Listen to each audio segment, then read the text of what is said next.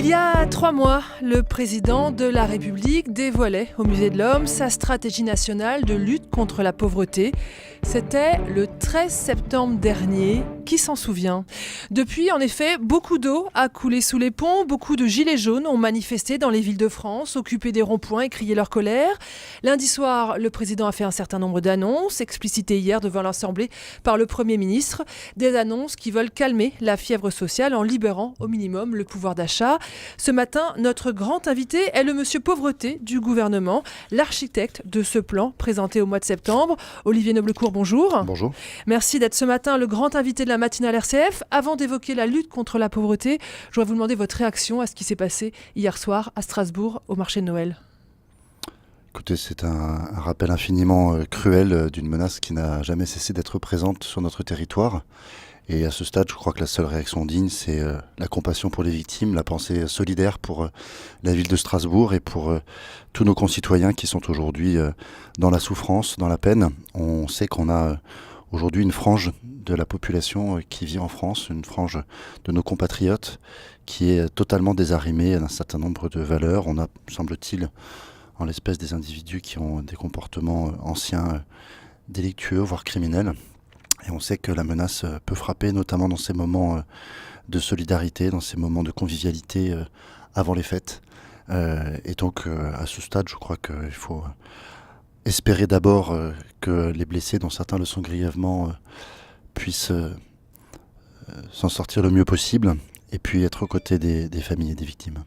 Merci Olivier Noblecourt. Votre titre exact, Olivier Noblecourt, c'est délégué interministériel à la prévention et à la lutte contre la pauvreté, c'est ça ? C'est bien cela.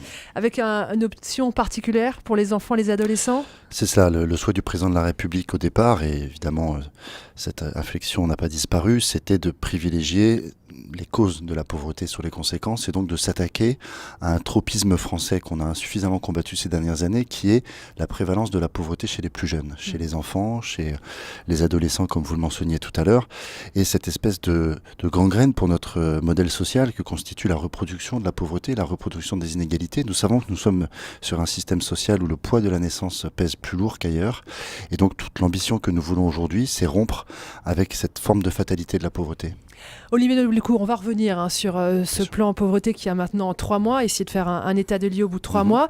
Mais d'abord, je voudrais qu'on revienne sur l'actualité, parce que ces jours-ci, c'est plutôt des gens avec un travail, avec un logement, qui ont appelé au secours pendant les manifestations des Gilets jaunes.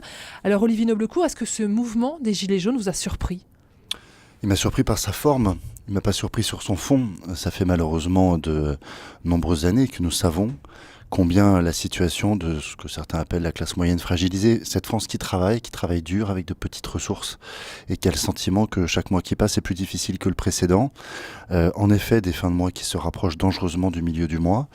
Et puis, ce qui probablement est le plus difficile aujourd'hui, c'est cette colère contre ce sentiment que les politiques publiques n'ont plus de prise sur la vie quotidienne des gens, que finalement les gouvernements passent, les dispositifs passent, les annonces passent, les mesures passent, mais que tout ça finalement appartient à une forme de monde virtuel, de décideurs politiques qui entre eux se gargarisent de dispositifs technocratiques, mais que au final tout cela, ça change pas la pente de la vie quotidienne, et la pente elle est toujours dans le même sens, plus dure pour ceux qui vont déjà pas très bien.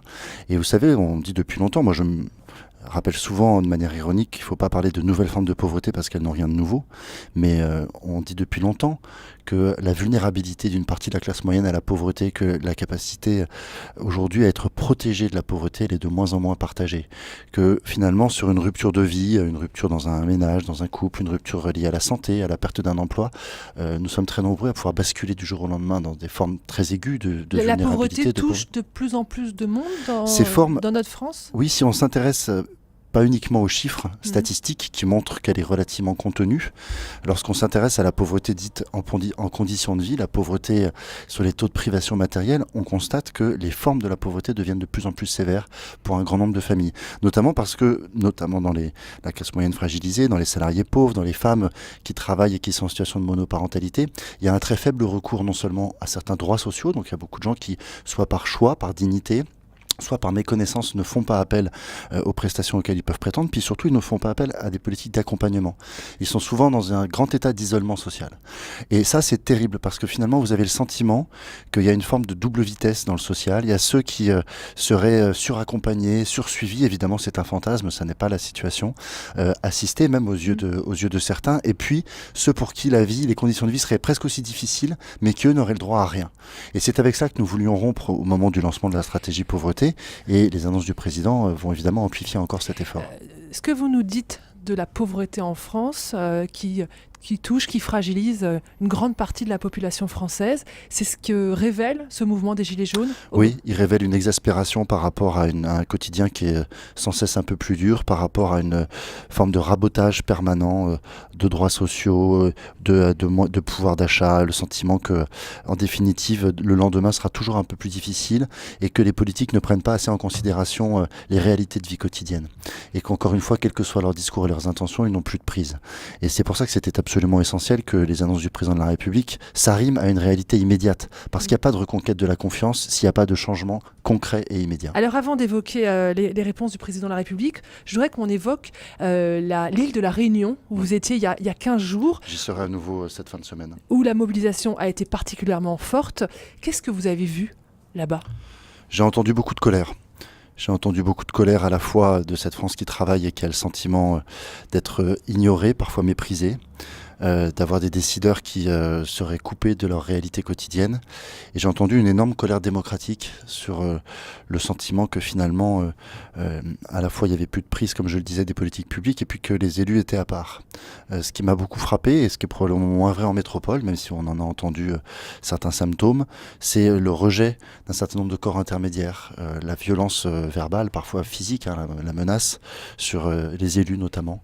Et là, il y a en effet un risque pour notre démocratie qui est très lourd. Vous savez, c'est des choses qui sont dites depuis longtemps, hein, et moi je l'avais dit il y a un an, je le répète chaque semaine dans ce combat contre la pauvreté, il y a un sujet de confiance dans notre modèle social. Est-ce que réellement il bénéficie à ceux qui doivent en bénéficier ? Est-ce qu'il est juste ? Est-ce qu'il est équitable ? On sait que malheureusement il y a du progrès. Et derrière ça, il y a un enjeu de confiance plus large dans à la fois notre système démocratique et dans même le consentement à l'impôt. Cette crise des Gilets jaunes, c'est une crise de la confiance ? Oui, c'est une crise de la confiance dans les politiques publiques, c'est une crise de la souffrance sociale, c'est une crise d'un sentiment que finalement les grandes roues qui conduisent nos vies et les contraintes sont plus puissantes que les politiques publiques et que aujourd'hui le système devient chaque jour un peu plus inégalitaire en dépit des politiques publiques et qu'il est temps de reprendre la main sur la vie quotidienne d'un certain nombre de personnes. Vous, Olivier Noblecourt, vous êtes délégué interministériel à la pauvreté depuis 1 an. Vous avez avant travaillé du côté de Grenoble, toujours dans la lutte contre la pauvreté. Vous, aujourd'hui, vous croyez encore à l'action publique ? J'y crois passionnément parce que il y a ce que j'évoque ici, c'est-à-dire les difficultés en effet et les colères. Il y a tous les miracles que permettent aujourd'hui l'engagement des acteurs, qu'ils soient associatifs ou publics. Moi je suis tous les jours dans différents départements français, je vois des dispositifs, des initiatives, des réseaux de solidarité, des actions absolument extraordinaires. Et donc je crois qu'il ne faut désespérer ni de nos concitoyens et de leur engagement, ni des politiques publiques. Il y a des élus locaux qui portent des politiques absolument formidables sur les territoires. Alors des exemples, par exemple sur la question des enfants, puisque c'est quelque chose particulièrement grave. Chez nous, hein. Un enfant sur 5 vit en situation de pauvreté dans notre pays. Absolument. J'étais hier en Île-et-Vilaine. Le département, depuis plusieurs années, a une politique très volontariste pour favoriser l'accès des enfants en situation de pauvreté aux crèches. Il impose, pour financer les crèches sur le territoire, qu'il y ait une proportion minimale d'enfants en situation de pauvreté dans les crèches qui correspondent à la sociologie de certains territoires. Ça peut aller jusqu'à 40%. Donc on a des enfants en situation de vulnérabilité qui sont pris en charge dès la plus petite enfance pour leur développement. Et je peux vous dire que ça change une partie de leur destin. N'oublions jamais qu'à l'entrée en CP à 6 ans, on a au moins 1000 mots d'écart de maîtriser entre des enfants. 1000 mots d'écart, et oui. Donc voilà, l'Île-et-Vilaine, une initiative remarquable. Dans le Gers, il y a des initiatives extraordinaires sur l'accès à l'alimentation. Il y a des départements qui mettent en place aujourd'hui des dispositifs mobiles pour l'accès aux droits des personnes les plus éloignées, pour lutter contre l'isolement, par exemple des personnes âgées. Ça aussi, c'est une forme de pauvreté derrière laquelle il y a beaucoup de souffrance. Je crois qu'il faut sortir d'un discours défaitiste sur le social sociale. Ce qu'a voulu le président de la République, c'est réinvestir la question sociale différemment, se dire qu'on va cesser d'être dans un regard purement compassionnel et curatif, on va s'attaquer à la prévention et surtout à l'accompagnement vers l'emploi. Parce que vous savez ce que demandent les personnes, et il y avait beaucoup de cette demande de reconnaissance et de dignité dans le mouvement des Gilets jaunes, c'est d'abord qu'on puisse rester maître de sa vie, maître de son destin, par l'autonomie du travail, permise par le travail. Olivier Noblecourt, il y a 3 mois, quand ce plan pauvreté sur lequel vous avez beaucoup travaillé a été présenté, on a dit c'est le tournant social du quinquennat. Lundi soir, quand on a écouté le président de la République, on a re-entendu les unes de la presse, c'était ça, c'est le tournant social du quinquennat. Cette fois, on y est? Moi, je ne suis pas là pour guetter un tournant comme d'autres attendent Godot ou pour être dans le commentaire politique. Ce que je sais, c'est qu'il y a une action qui se veut cohérente depuis le départ, qui vise à agir en même temps sur tous les leviers. Pour pouvoir faire du social, il faut créer de la valeur ajoutée, il faut créer de la richesse à mieux répartir et surtout, il faut un marché du travail qui soit dynamique. Si vous n'avez pas de marché du travail dynamique, notre société explosera parce que vous finalement figerait définitivement la pente dans laquelle nous sommes depuis plusieurs décennies, où vous avez une partie entière de nos concitoyens qui finalement vit en dehors du marché du travail. Or, notre système de protection sociale, il est pensé à partir du travail. Alors, soit on fait le choix de désarimer notre protection sociale du travail, ça n'est pas le choix que nous voulons faire. Nous voulons rester une société aujourd'hui où l'autonomie et où les droits essentiels sont adossés au travail. Et dans ce cas-là, il faut le réformer, il faut le rendre plus inclusif, il faut permettre à ceux qui en sont éloignés d'y revenir. Soit on veut une société dans laquelle on a durablement des gens qui en sont exclus. Olivier Noblecourt, on a parlé des enfants, qu'on parle des jeunes. Oui. On sait que les lycéens sont en colère en ce moment. Un certain nombre d'établissements sont fermés, sont empêchés de fonctionner. Est-ce que vous comprenez cette inquiétude de notre jeunesse par rapport à son avenir ? Oui, il y a beaucoup de choses à dire sur le mouvement lycéen actuel, sur à la fois l'expression des angoisses d'une génération et puis aussi ce sentiment d'être pris dans un maelstrom de désordre actuellement qui peut pousser certains certainement à aller dans des formes revendicatives excessives. Ce qu'il y a derrière qui me paraît fondamental, c'est cette crainte pour les nouvelles générations que leur vie soit finalement plus dure que des générations actuelles ou celles qui les ont précédées. Donc il y a une forme d'angoisse à la fois sur l'orientation. On a un rapport récent du CNESCO qui montre combien l'orientation, c'est-à-dire la capacité à choisir son projet de vie, est conditionnée aujourd'hui par l'origine sociale. Et puis là aussi, cette espèce de crainte que, quels que soient les efforts qu'on puisse produire dans ces études, eh bien, d'une certaine manière, son destin sur le marché du travail, son destin dans la vie tout court, serait écrit à l'avance par le poids de la naissance. Je crois qu'on n'en sort pas de cette question-là en France. C'est une vraie gangrène, ce sentiment que trop de destins sociaux sont plafonnés à l'avance, qu'on est tous déjà un peu contraints dans notre couloir de nage.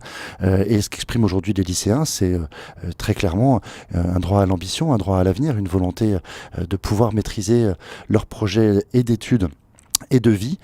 C'est le sens des réformes qui sont actuellement engagées, donc il y a nécessité là-dessus de prolonger le dialogue. On sait que près de 100 000 jeunes en France sortent du système scolaire sans aucune qualification. Là aussi, vous avez des pistes pour que ça aille mieux ? On n'a pas des pistes, on a des décisions et vous allez avoir des mesures qui vont entrer en vigueur de manière extrêmement rapide.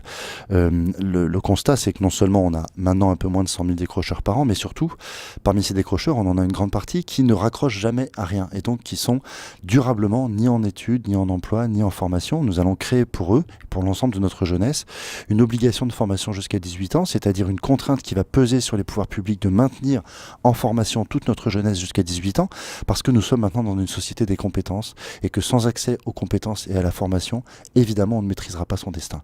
Donc ça, c'est une réforme qui va entrer en vigueur dans les prochains mois. Ça prend un petit peu de temps parce qu'il faut pour cela des moyens très concrets pour aller vers ces jeunes. Il ne suffit pas de décréter un droit, il faut se donner les moyens qui soient opérationnels. C'est tout le sens des politiques d'accompagnement que nous allons renforcer, notamment vers les jeunes les plus éloignés. Olivier Noblecourt, le CESE, le Conseil économique, social et environnemental, la 3e chambre française de nos institutions, publie aujourd'hui un avis sur les personnes à la rue, avec un certain nombre de propositions. Je voudrais vous en soumettre 2 qui me paraissent soit intéressantes, soit particulièrement symboliques. La première, c'est pour les personnes qui vivent à la rue, le droit à un accompagnement. Oui, c'est un point absolument central, c'est que, vous savez, les politiques d'accompagnement sont celles qui ont été le plus sacrifiées depuis 20 ans sur l'autel de l'augmentation des prestations monétaires. D'une certaine manière, on a fait le choix de donner un peu plus d'argent aux personnes, mais en les livrant à eux-mêmes, en considérant qu'avec ça, ils n'avaient plus qu'à se débrouiller. D'une certaine manière, on a individualisé le risque de pauvreté, on a fait comme si c'était l'individu seul qui non seulement était coupable de sa situation de pauvreté, mais qui avait seul la responsabilité de s'en sortir. Ce qu'a souhaité le président de la République, c'est l'inverse. C'est de dire, on n'est pas dans une société d'individus isolés les uns à côté des autres, nous avons collectivement une responsabilité vis-à-vis des plus fragiles, et donc nous devons réinvestir ces politiques d'accompagnement qui ont été diminué, atrophié depuis longtemps. Je rappelle souvent que nous fêtons en ce moment les 30 ans de la création du RMI. Lorsque le RMI a été créé, il y avait une obligation dans la loi de consacrer 20% des dépenses d'allocation aux politiques dites d'insertion, d'accompagnement des publics. Aujourd'hui, on est tombé à moins de 7%. Donc ces politiques ont disparu, notamment pour les plus fragiles.